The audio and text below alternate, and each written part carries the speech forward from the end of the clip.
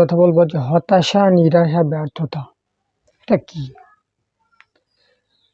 সর্বপ্রথম এটা হলো একটা শয়তানের সবচেয়ে বড় চক্রান্ত। শয়তান সবসময় মানুষের অন্তরে কুমন্ত্রণা সৃষ্টি করে দেয়, মানুষের মনকে স্মরণ করিয়ে দেয়, অন্তরকে স্মরণ করিয়ে যায় যে তুমি অমুক সময় অমুক কাজের কারণে তুমি ব্যর্থ হয়েছিলে, তুমি এখন হতাশ, তোমার এই জীবনের কোনো মূল্য নেই। তোমাকে তখন ডিপ্রেশনের দিকে ঠেলে দেয় শয়তান। তারপর ভবিষ্যৎ নিয়ে দুশ্চিন্তা, কি হবে কি না হবে, কিভাবে চলবো। শয়তানের সবচেয়ে বড় এসব চক্রান্ত।